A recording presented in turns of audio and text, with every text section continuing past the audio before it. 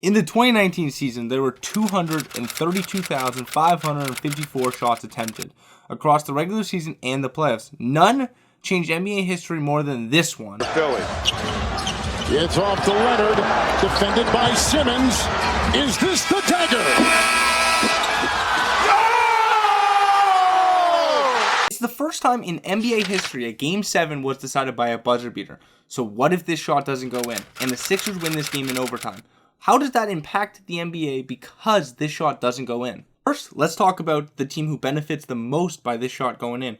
The Toronto Raptors, of course. The Raptors now, instead of winning the 2019 championship, they lose in the second round, and this would impact them a lot. Let's start at the top with GM Masai Ujiri. A loss in the second round would have really affected Masai's legacy a lot. Now in this universe, Masai, as an executive of the Raptors, only makes one conference finals. He wouldn't be viewed nearly as high as he is today.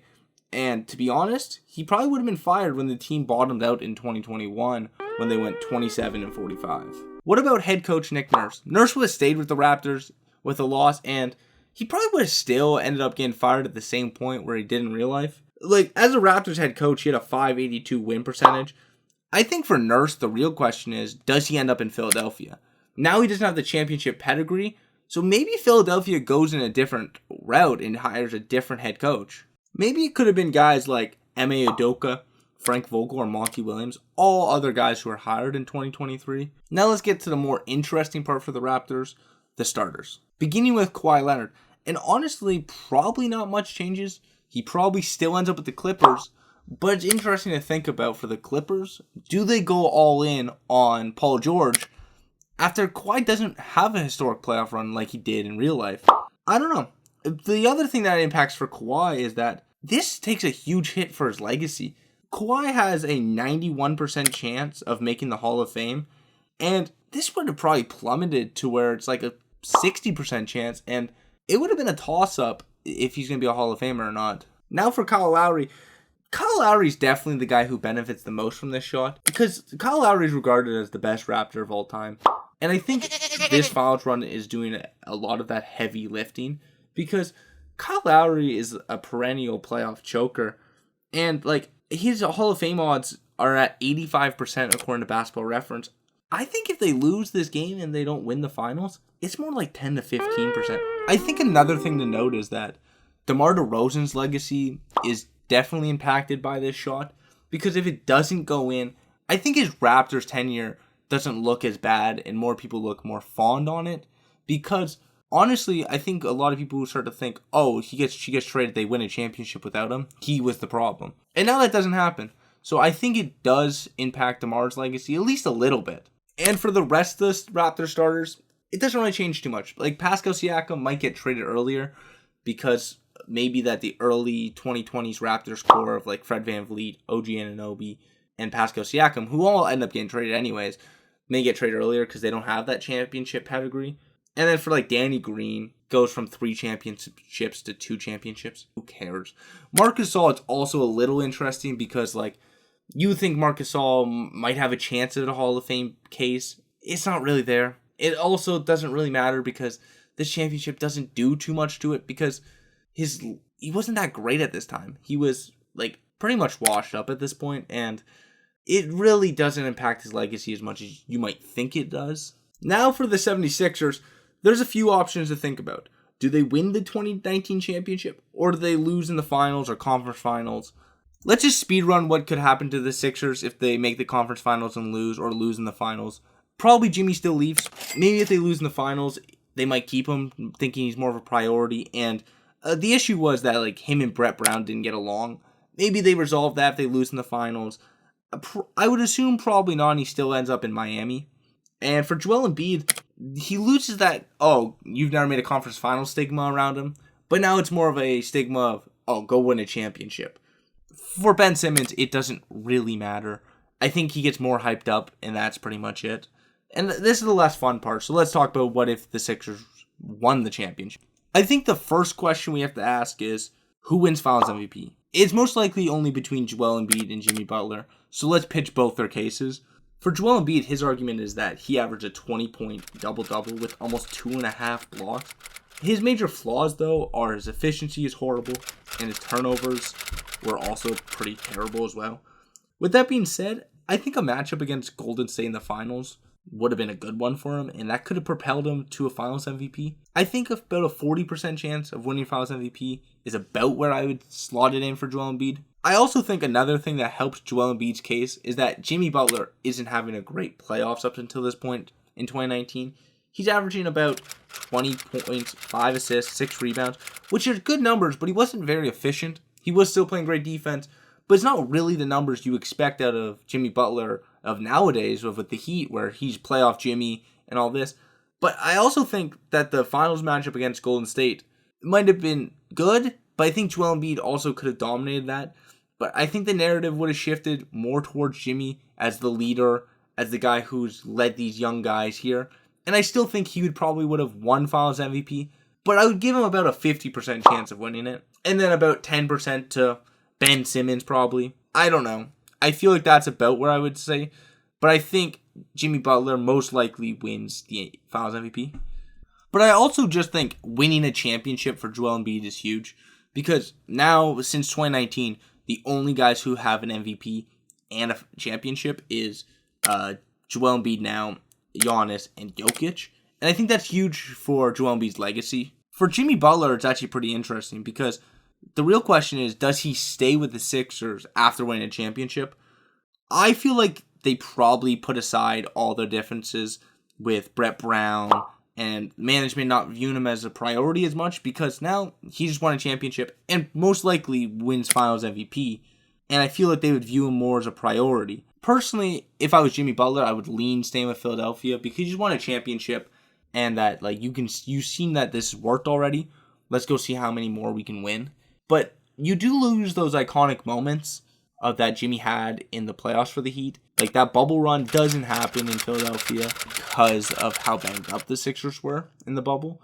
But I feel like Jimmy would have been able to replicate some of those iconic moments in Philadelphia and maybe win another championship. I think the most important thing that happens if Jimmy Butler stays with the Sixers is that the dreadful, horrible 2019 offseason for the Sixers doesn't happen. Now that you give Jimmy the max, Tell him to bring me my money. Al Horford doesn't come here. And it's not a shot at Al Horford. He has a good career, and now he's won a championship in Boston, but he killed the 2020 Sixers rosters because of how little flexibility they had with that contract. And then they probably still re-signed Tobias Harris, which ended up being not a great contract. Harris's contract didn't age well because it kind of handicapped the Sixers' current roster, and that he wasn't great at the end of his tenure with Philadelphia.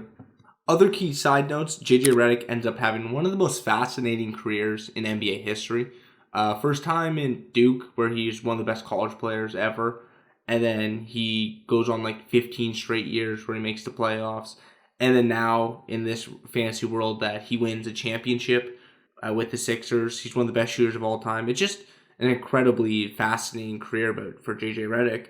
And then Ben Simmons also gets a huge boost because just perception-wise, he's known for as a playoff choker, especially time in Atlanta. And now he gets a championship. And I feel like if he gets a championship, all those playoff wounds and all those playoff, meltdowns that he has just kind of goes away inside the fan base. And I feel like that's a huge boost for Ben Simmons. Next up, we're going to be talking about the Warriors. I think most likely, no matter what, the Warriors end up losing the final series against the Bucks, the Sixers, or the Raptors. Well, they lost to the Raptors, obviously, in real life. But I feel like they lose no matter what because just the myriad of injuries killed their chances against the Raptors. I feel like it would kill their chances against the Bucks or Sixers. And if they lose, we already know what happens. KD still leaves to Brooklyn. Klay still tears his Achilles. All that still happens. And then the 2020 season for the Warriors still is a disaster. But we're not going to look at it like that. What if they do win that final series? I think the first important question we have to ask is that, does KD sign with Brooklyn after winning the championship? I'm going to lean more yeah, because I think KD wanted to lead his team and win a championship away from Steph Curry. But it's kind of interesting to think if they won the championship, maybe he does stay. Maybe he goes, I just tore my Achilles. I know the Warriors are good and I just want to stay and we can just keep winning. I think most likely, though, he does leave for Brooklyn still. But I think the most important thing that happens to the Warriors is now Steph Curry doesn't have to wait to win his Finals MVP. He for sure wins it this year because the whole rest of the Warriors were hurt. And also, it just helps his case of the greatest point guard ever. Like, there's still a debate to this day, who's the best point guard ever? Is it Magic Johnson or is it Steph Curry? I think if Steph Curry wins a Finals MVP here and wins one in 2022, I don't think there's a real debate. He would now have 5 championships, 2 MVPs, and 2 Finals MVPs, and he's the greatest shooter of all time. I think he would be the GOAT point guard if they won the championship, definitively. For Klay and Draymond, it doesn't really matter too much. Like, it probably helps both their Hall of Fame odds by 10 to 15%, which is a big help, but like legacy-wise, it's not much of a difference between winning 4 championships and 5. But besides that, hopefully in a different series, maybe Klay doesn't tear his ACL. But assuming he still does, Klay probably ends up still having about the same career he's had in real life. I think for the Warriors, another championship would just cement their like all-time dynasty status. Like, I don't think that it would be the best dynasty of all time still, because like the Bulls in the 90s and then the Bill Russell Celtics, even the Showtime Lakers, like there's debate between them and the Warriors if they've won this championship. But I think it just cements them as like a top 5 stretch in NBA history type of team. The final team we're going to talk about in this video is the Milwaukee Bucks. Instead of losing the conference finals to the Raptors, they now play the 76ers. And this is a better matchup for the Bucks, mostly because the Bucks don't have to face the wall defense that the Raptors played. And I think winning this series and winning the championship would alter Giannis's legacy forever. The Greek Freak wins his first championship now in 2019. And honestly, his bubble meltdown wouldn't look nearly as bad as it did in the moment. Mostly because he now wins in 2019 and then he wins in 2021. I think there wouldn't be much of a debate on who would be the best player in this newer era post LeBron, Steph, KD. And I think Giannis would essentially just close the case on him versus Jokic.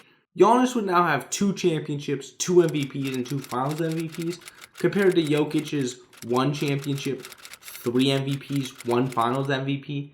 I think people would clearly value the championships over the MVPs. And Giannis also has a defensive player of the year. I just really don't think there'd be an argument at this point. Chris Middleton also gets a clear boost, mostly because now he has 2 championships as the second option. I think that would like put him into like Hall of Very Good status. Obviously not Hall of Fame, but Hall of Very Good. And honestly, for the Bucks, there's not really any other major impacts besides this starts the ascent to Giannis's all-time greatness status. Where if he wins this championship and in 2021, there's a world where Giannis finishes his career as like a top 8 to 10 guy. And like right now in real life, I just don't think Giannis can finish that high, mostly because he doesn't have this second championship. And honestly, it's just so crazy how one shot can have such a seismic ripple effect across the NBA. Like today, we talked about if one shot doesn't go in, maybe Kawhi isn't a Clipper, maybe Kevin Durant stays a Warrior, maybe Jimmy Butler stays a Sixer.